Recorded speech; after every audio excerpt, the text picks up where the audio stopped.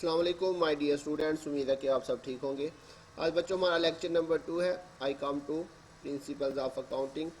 Chapter बच्चों हमने start किया था जॉइंट स्टॉक कंपनी, और उसमें बच्चों टॉपिक जो पढ़ रहे थे वो था शेयर्स।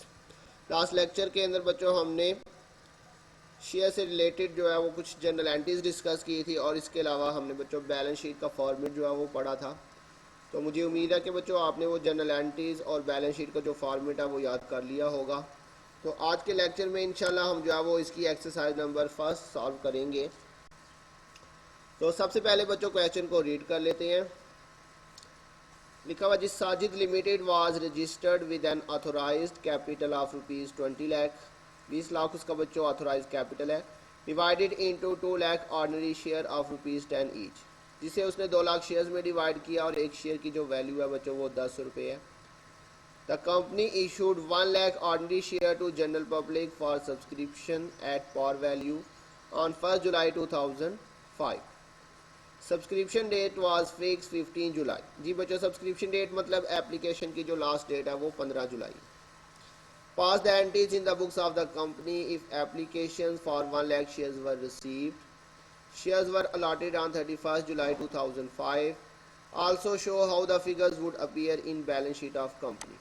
तो बच्चों एक तो आपने जनरल एंट्रीज भी पास करनी है, ये उसने कहा हुआ है जी, और उसके बाद बैलेंस शीट भी बनानी है। तो मैंने आपको बच्चों लास्ट लेक्चर के अंदर बताया था कि जब भी वो जनरल पब्लिक की बात करेगा तो हमने 2 एंट्रियाँ मस्ट करनी है। पहली एंट्री बच्चों हम क्या करेंगे, एप्लीकेशन रिसीव करने की, और दूसरी एंट्री जो है वो शेयर इशू करने की। थर्ड एंट्री मैंने बताया था उस सूरत में करेंगे जब ओवर सब्सक्रिप्शन हो। तो फिलहाल बच्चों सबसे पहली एंट्री करते हैं, वो एंट्रीज आपको याद होंगी। इसका फॉर्मेट है बच्चों, आपने प्रॉपर जनरल का फॉर्मेट बनाना है। डेट यहाँ पे आएगी कि बच्चों आपने जो एप्लीकेशन रिसीव करने की एंट्री करनी है वो आपने सब्सक्रिप्शन डेट पे करनी है। तो सब्सक्रिप्शन डेट बच्चों ये देखिए उसने आपको दी हुई है 15 जुलाई। तो फर्स्ट एंट्री आपने बच्चों किस डेट पे करनी है, सब्सक्रिप्शन डेट पे 15 जुलाई 2005। तो सबसे ऊपर बच्चों इसका ईयर लिखेंगे 2005 जुलाई 15।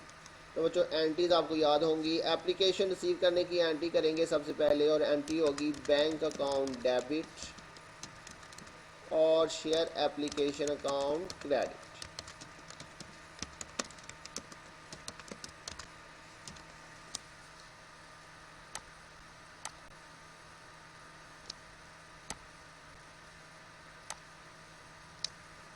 जी बच्चों ये इसकी जनरल एंट्री होगी, और बच्चों ये वाली एंट्री आपने करनी है जितनी आपको एप्लीकेशन रिसीव होंगी।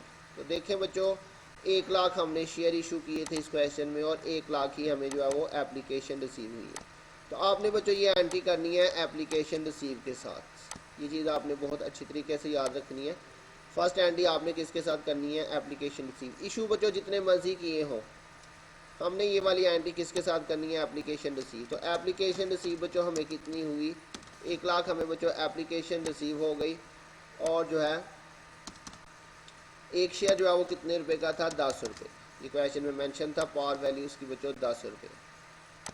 तो 10 रुपये के साथ हम इसको मल्टीप्लाई करें तो ये आपके पास बच्चों 10 लाख आ जाएगा यहाँ पे टोटल। दोनों साइड में बच्चों सेम अमाउंट आएगी। तो रेशन आ जाएगी shares application receive, shares application received. Clear हो गया बच्चों। तो ये आपकी फर्स्ट एंट्री बच्चों कंप्लीट हो गई है। उसके बाद बच्चों दूसरी एंट्री मैंने आपको बताई थी, हमने शेयर्स इशू करने की, अलॉट करने की करनी है। उसकी बच्चों उसने आपको डेट बताई हुई है, शेयर्स वर अलॉटेड ऑन 31 जुलाई 2005। तो ये बच्चों अलॉटमेंट की डेट है 31 जुलाई, ये आ जाएगा 31 जुलाई, जुलाई 31 जी बच्चों।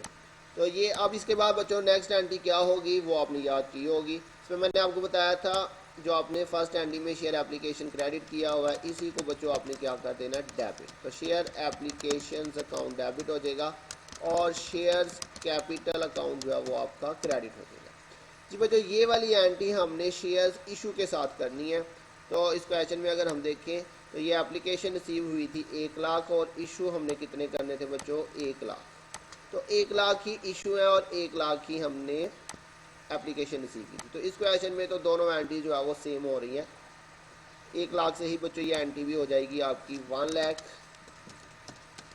इंटू, फिर बच्चों इसकी पावर वैल्यू आपके पास आ जाएगी 10 रुपये है, तो मल्टीप्लाई करेंगे तो यहाँ पर भी बच्चों कितना आ जाएगा 10 लाख रुपया। क्लियर हो गया बच्चों। रेशन आ जाएगी बच्चों shares were allotted, shares allotted, shares allotted to general public आप लिख सकते हैं, share allotted to general public. ये बच्चों जनरल पब्लिक को हमने जो है वो शेयर्स क्या कर दिए हैं, अलॉट कर दिए, इशू कर दिए।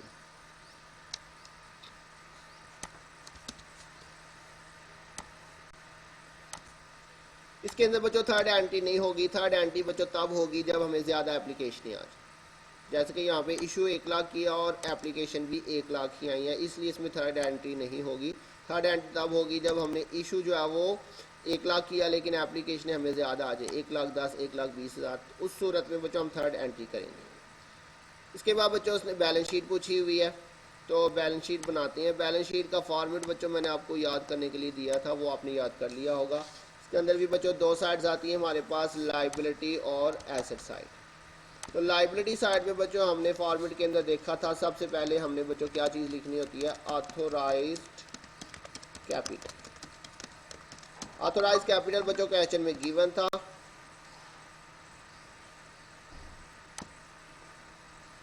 ऑथोराइज्ड कैपिटल बच्चों उसने बताया था हमें 20 लाख रुपीज़ है और 2 लाख शेयर है और 10 रुपये का एक है। इसको बच्चों आपने यहाँ पे कैसे लिखना है, ऐसे लिखना है 2 lakh shares at a rate ₹10 each. जी बच्चों ऐसे आपने इसको यहाँ पे मेंशन करना है, तो ये 20 लाख आ जाएगा आपके पास टोटल। जी बच्चों इस ऑथोराइज कैपिटल को आपने जो है वो डबल अंडरलाइन कर देना है।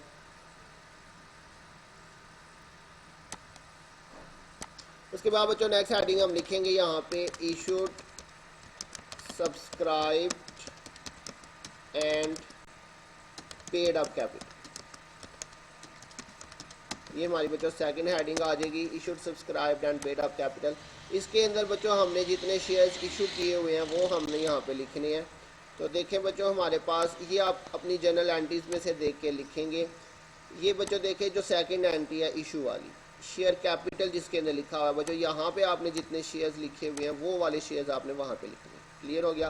क्वेश्चन में से देखने की ज़रूरत नहीं, आप अपनी जनरल एंट्रीज में से देखेंगे। जो सेकंड एंट्री है अलॉटमेंट वाली, उसमें से आपने देखना है जितने शेयर आपने शेयर कैपिटल के सामने लिखे हैं वो वाले शेयर्स आपने बच्चों यहाँ पे मेंशन करनी है। 1 लाख शेयर थे बच्चों और एट अ रेट ₹10 ईच, तो ये आपके पास बच्चों 10 लाख टोटल आ जाएगा। इसके बाद बच्चों नेक्स्ट हेडिंग हमारे पास आती है रिजर्व की, और उसके अंदर बच्चों हमने शेयर प्रीमियम लिखना होता है लेकिन वो क्वेश्चन में नहीं दिया हुआ। उसके बाद long term liabilities, current liabilities कुछ भी क्वेश्चन में नहीं है। दूसरी साइड पे आ जाए बच्चों, यहाँ पे सबसे पहले हमारे पास हेडिंग आती है आपके पास फिक्स्ड एसेट्स। तो फिक्स्ड एसेट बच्चों इस क्वेश्चन में नहीं दिया हुआ। उसके बाद डेफर्ड कॉस्ट भी नहीं है। उसके बाद बच्चों नेक्स्ट हेडिंग हमारे पास आती है करंट एसेट्स। तो बच्चों जो चीज़ें हैं जस्ट हमने वही चीज़ें लिखनी है। करंट एसेट्स अगर हम देखें तो हमारे पास एंट्रीज़ के अंदर बच्चों बैंक अकाउंट आ रहा है 10 लाख, तो ये बैंक जो है ये हमारा करंट एसेट्स में लिखा जाता है। तो करंट एसेट आ जाएगा बच्चों यहाँ पे बैंक अकाउंट। बैंक अकाउंट के अंदर बच्चों 10 लाख है हमारे पास, एंट्री में हमने देखा। तो जी बच्चों बस इतनी ही चीज़ें थी हमारे पास बैलेंस शीट के अंदर। अब हम इसका टोटल करेंगे। ऑथोराइज कैपिटल को बच्चों आपने टोटल में ऐड नहीं करना, तो ये आपके पास इधर भी 10 लाख टोटल आ जाएगा और इधर भी आपके पास 10 लाख टोटल आ रहा है। तो बच्चों ये दोनों साइड का जो टोटल है वो आप देखिए तो वो बिल्कुल हमारे पास सेम आ रहा है। तो ये हमारे पास बच्चों बिल्कुल सिंपल सी बैलेंस शीट थी। तो बैलेंस शीट के अंदर जो चीज़ें क्वेश्चन में गिवन होंगी जस्ट वही रिकॉर्ड करेंगे, जो नहीं है बच्चों वो हमने नहीं लिखी। तो उम्मीद है बच्चों आपको समझ आ गई होगी। नोट्स बच्चों आपके पास हैं, उसके ऊपर प्रॉब्लम्स है बच्चों। आपने फर्स्ट प्रॉब्लम आज जो है वो सॉल्व करके उसका होमवर्क जो है उसकी पिक आज मुझे आपने बच्चों सेंड करनी है। अपना होमवर्क बच्चों साथ साथ मेंटेन रखिएगा। कॉलेज ओपन होने के बाद आपका कंप्लीट होमवर्क भी चेक होगा, लेकिन बच्चों आपने साथ साथ जो है अपना होमवर्क डेली मुझे सेंड करना है। और इसके अलावा बच्चों वीडियो के नीचे लेक्चर जो कमेंट सेक्शन है वहाँ पे जाके आपने अपना जो है वो नाम ज़रूर मेंशन करना है। वहीं से बच्चों आपकी अटेंडेंस जो है वो मार्क होगी। उम्मीद आपको समझ आ गई होगी बच्चों। अगर किसी पॉइंट की समझ नहीं आई तो इस लेक्चर को सुनने के बाद हम जो है वो ऑनलाइन क्लास लेंगे, उसके अंदर हम डिस्कशन करेंगे। जो भी आपको पॉइंट समझ नहीं आई आप उस लेक्चर के अंदर जो है वो उसको डिस्कस कर सकते हैं। अपना ध्यान रखिएगा, बहुत जल्द मिलेंगे नेक्स्ट लेक्चर के साथ। तब तक के लिए अल्लाह हाफिज़।